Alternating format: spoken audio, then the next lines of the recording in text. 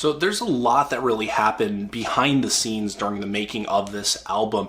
Shortly after the last album, The Changing of Times, there was a bit of a lineup change, a drastic lineup change, really. The band dropped the vocalist Dallas Taylor under some controversial circumstances. Some people said it was due to drug use and drinking and things like that. Some said it was creative differences. The band really never addressed it, at least not head on. They kind of just have said that it was the right time to depart, that made sense for them to depart with Dallas Taylor from there, but they've never really come out and said what it is. So of course there's always rumors going around. We may never know exactly what happened during that period of time, but however, Dallas was out of the band. He was actually quickly replaced by Spencer Chamberlain, who was a former roommate of Chris Dudley's, and the band had known him definitely previously. He was in another band, This Runs Through, before that, and the band has been quoted as saying that basically when he joined, everything really clicked, that they weren't getting along before that, and that as soon as he joined, everything really made sense and that it was great. And because of that change, they were able to release They're Only Chasing Safety on June 15th of 2004.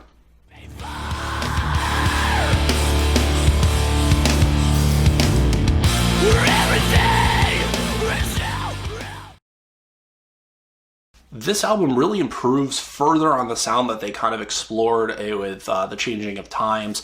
They had moved away from the metal and deathcore sounds of their first two albums and adopted kind of a hybrid mix between metalcore, post-hardcore, emo, and indie rock. A lot of people described it as screamo, but not necessarily.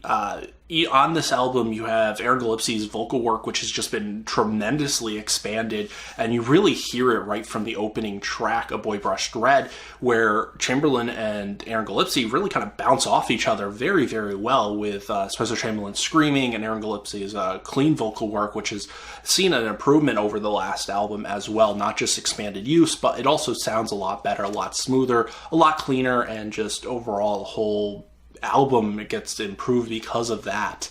Now, again, on this album, you also see expanded use of electronic work, which is really something I like to talk about with Underoath, because they're really one of the few, if only, bands where the electronics feel integral to the actual sound, where they don't feel like they were just layered on top. They don't feel like the keyboardist is just up on stage wailing about and pressing keys for no reason. They really feel like everything that they add to the songs have a purpose, and they add just a layer of atmosphere over everything, and the songs would suffer without it and really would not sound the same without it. And that's something that really I want to commend Chris Dudley on, because that's rare that you really hear that. Usually electronic work kind of feels like it was just added for no reason or just really pointless overall.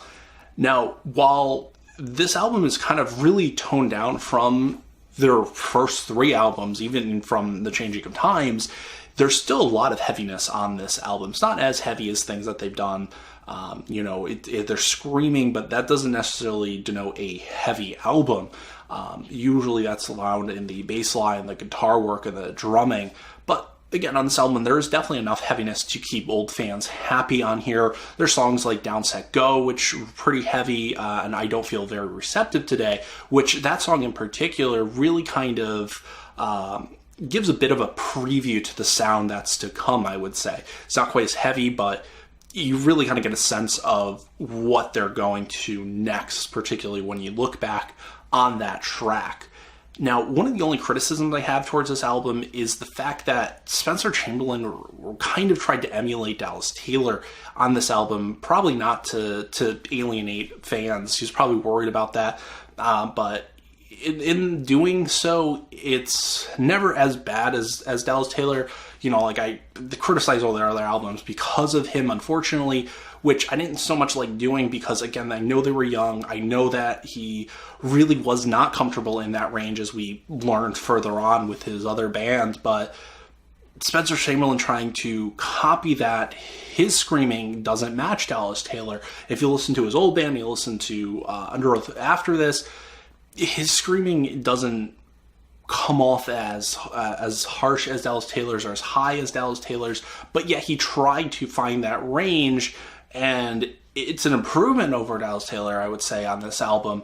Spencer Chamberlain definitely does a better job of controlling his voice, but yet in that range, he doesn't sound comfortable, and sometimes it feels strained on some of these songs, and that's unfortunate that, you know, in an attempt to kind of alleviate worries of previous people who did like Dallas Taylor, that he tried to copy that instead of kind of bringing his own thing to it. And that's really the only thing I have to criticize about this album. Everything else is fantastic. The production has even been stepped up on this album.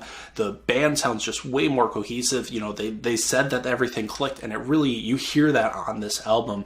They're only chasing safety, and it just works. And, you know, this is the album that really kind of became one of the best-selling albums that they've ever written, and it's really what shot them to mainstream success. They had music videos that saw regular play. They even got some radio play as well, which was a little odd because they were kind of that screamo they really weren't going to hear on the radio so much. But I mean, even in my local stations, I heard a few songs on there as well, which I found odd, but, you know, that was pretty awesome at the time.